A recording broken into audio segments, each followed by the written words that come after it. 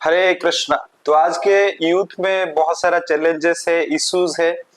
तो इसीलिए हम लोग सोचे कि डायरेक्टली यूथ से कुछ क्वेश्चन लेंगे और उसके ऊपर डिस्कस करेंगे। तो हमारे साथ एक यूथ है, तो उनके परिचय लेते हैं और उसके बाद जो भी क्वेश्चन है उसके ऊपर आज हम चर्चा करेंगे। हरे कृष्णा। हरे कृष्णा प्रभु जी। मेरा नाम राजलक्ष्मी है और मैंने एमबीए किया हुआ है किट यूनिवर्सिटी से। अभी मैं जॉब कर रही हूँ। तो मैं अभी एक क्वेश्चन मेरा ये है कि आजकल यूथ के जो मेजर प्रॉब्लम फेस करे, स्पेशली रिलेशनशिप का प्रॉब्लम बहुत चल रहा है। तो ये क्वेश्चन है कि सिंस बहुत इजीली एक्सेसिबल है रिलेशन, पहले के ज़माने में तो टाइम लगता था रिलेशनशिप में आने के लिए, लेकिन आजकल तो वो इशू नहीं है, सोशल ऑब्स्टेकल्स भी नहीं है, इवन पेरेंट्स भी एक्सेप्ट करते हैं। तो फिर ये इशू होता क्यों है? मतलब कि इतना लोनली क्यों फील करते हैं सब कुछ इजीली एक्सेसिबल होने के बाद भी? एक्चुअली देखिए, तो एक पहला ह्यूमन साइकोलॉजी समझना चाहिए कि पहला ये ह्यूमन साइकोलॉजी एक ऐसा चीज है कि जो चीज जितना इजीली एक्सेसिबल है, मतलब उसको ह्यूमन इतना वैल्यू नहीं दे पाता है। तो पहला चीज है, देखिए हम अगर पुराने टाइम में जाते हैं तो उस टाइम में रिलेशनशिप में आना काफी डिफिकल्ट का बात था। और कोई अगर हम देखेंगे कॉलेज के टाइम में कोई रिलेशनशिप में है तो उनको बहुत सारा प्रॉब्लम फेस करना पड़ता था और ऐसे उनको किसी के साथ मिलना ये करना बहुत डिफिकल्ट होता था। और उसके टाइम में अगर देखेंगे कोई अगर रिलेशनशिप में है, लड़की अगर उनके घर में है, लड़का अगर उनके घर के दे के साइकिल लेके चला गया तो एक बहुत बड़ा बात है कि चला गया, उसको देख लिए। लेकिन आज के टाइम में देखिए इतना एक्सेसिबल हो गया। एक तो है कोई किसी को अगर लव कर रहा है तो उनको एक्सेस करना बहुत ईजी है। मान लीजिए फेसबुक में रिक्वेस्ट भेज दिया कि मोबाइल नंबर भी है, लेकिन पहले टाइम में बहुत स्ट्रगल करना पड़ता था। एक तो है इजीली एक्सेसिबल है और दूसरा चीज है अभी टाइम स्पेंड करने के लिए बहुत सारा ऑप्शंस है। जैसे मान लीजिए बिल्कुल। पहले टाइम में क्या होता था, उन लोग घर में रहते थे तो ये काफी डिफिकल्ट का बात था। लेकिन आज के टाइम में वो लोग बाहर रह रहे तो जो भी उनके बीच में डिस्कशन होता है उसके बाद एग्जीक्यूट हो जाता है। मान लीजिए संडे को प्लान कर लिए कहाँ पे घूमने के लिए जाने के लिए, मूवी जाने के लिए, तो बहुत सारा ऑप्शन है मिलने के लिए। तो आज के और एक चीज भी है कि रिलेशनशिप में आने के लिए एक ज्यादा एक्साइटमेंट बहुत ज्यादा है। मान लीजिए कोई किसी को देख के उनके अंदर फीलिंग्स आना और उसके बाद रिलेशनशिप में आना, ये जितना नहीं हो रहा है कि एक एक्साइटमेंट अंदर है कि एनवायरमेंट ऐसे क्रिएट हुआ है कि मुझे एनीहाउ गर्लफ्रेंड चाहिए या बॉयफ्रेंड चाहिए। तो इसके वजह से कॉलेज में आने के बाद हो सकता है उनको उनके ऊपर मतलब एक फीलिंग्स आया नहीं आया, मुझे चाहिए इसीलिए कर लेते हैं। मान लीजिए कोई मतलब बस स्टॉप में वो खुद दोनों जा रहे हैं कॉलेज, तो लगता है कि इनको मैं प्रपोज कर दूं। तो इसके वजह से फीलिंग्स है या नहीं है, जब मतलब रिलेशनशिप में आ जाते हैं और एक एक्साइटमेंट है, इनिशियली घूमते फिरते तो बहुत सारा चीज टाइम स्पेंड करते हैं। तो इसके वजह से जो रिलेशनशिप का एक मतलब ग्रेविटी होता है ना, वो धीरे धीरे घटता जाता है।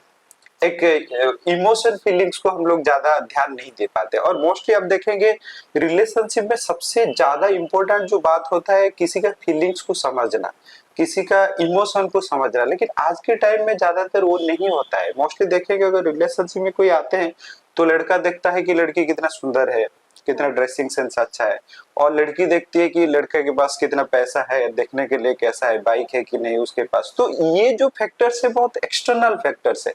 तो जब एक्सटर्नल फैक्टर्स को देख के हम ज्यादा रिलेशनशिप में जा रहे हैं तो obviously may be initially 3 month 6 month it will be very exciting, आपको घूमना फिरना है, सेल्फी लेना है, दैट इज फाइन।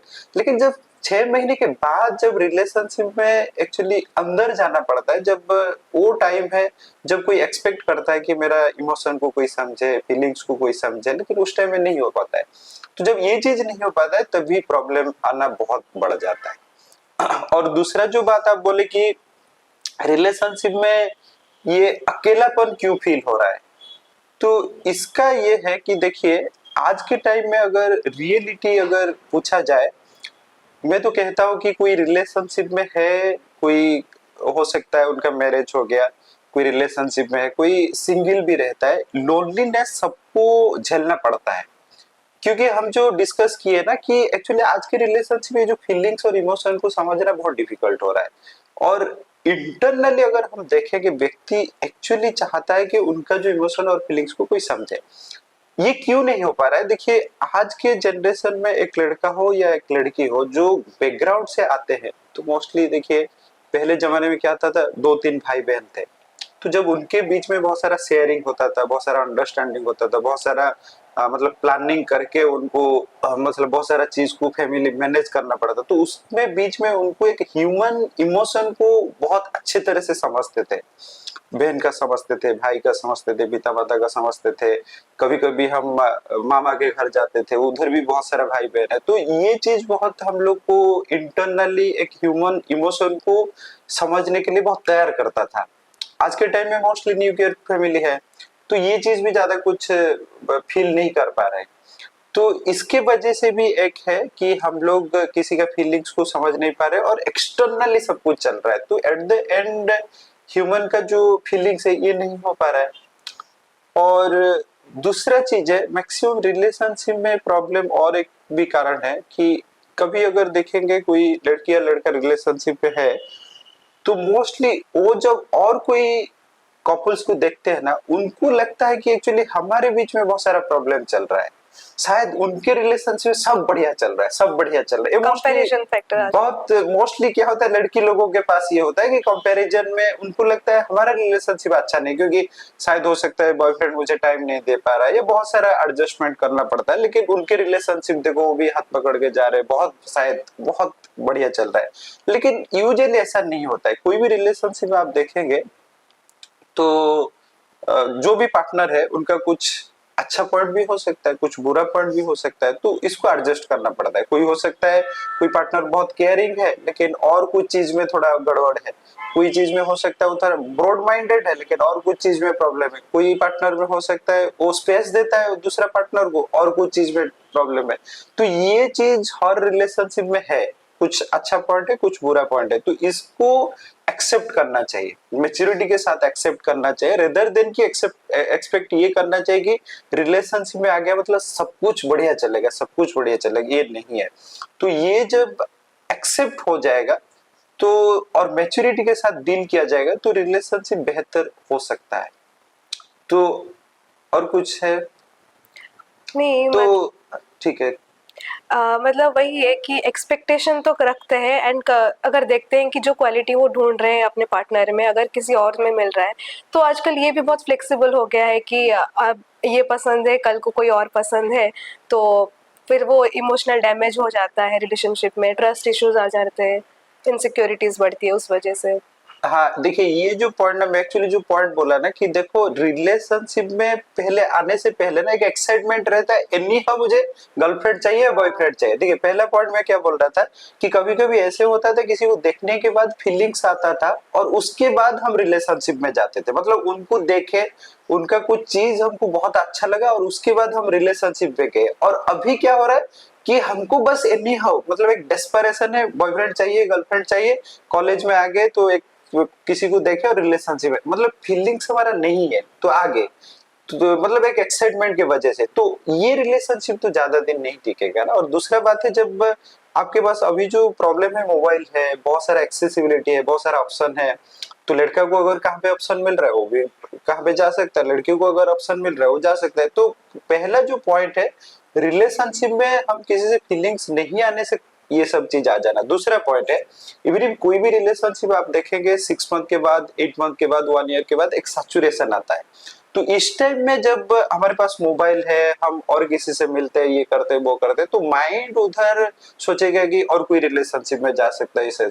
तो यहाँ पे भी एक बहुत बड़ा प्रॉब्लम है कि माइंड एक ऐसा चीज है हमेशा नया नया नया नया कुछ ढूंढता है, लेकिन कोई भी रिलेशनशिप में आ जाइए कुछ दिन के बाद यही सब प्रॉब्लम तो चलता रहता है। तो इसीलिए जो रिलेशनशिप में, और दूसरा चीज है रिलेशनशिप में आने से बहुत बड़ा एक फैक्टर ये होता है कि आपका स्वभाव को चेक करना कि मेरा नेचर कैसा है और वो व्यक्ति का नेचर कैसा है। हो सकता है आपका जो नेचर है डिफरेंट टाइप का है और आपका पार्टनर का जो नेचर है एकदम डिफरेंट टाइप का है, तो ये तो बहुत ज्यादा दिन नहीं टिकेगा ना। मान लीजिए लड़की जो है थोड़ा शांत शांत का टाइप का है और लड़का जो है थोड़ा बहुत एग्रेसिव है, तो ये जो चीज है ना ये मैनेज करना बहुत डिफिकल्ट होता है।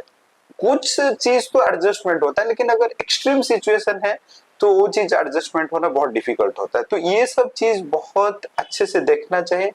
सबसे जो इम्पोर्टेंट फैक्टर है कि हर रिलेशनशिप में प्रॉब्लम है, ये एक्चुअली मैच्योरिटी है, ये एक्चुअली रियलिटी है, तो इसको एक्सेप्ट करना चाहिए।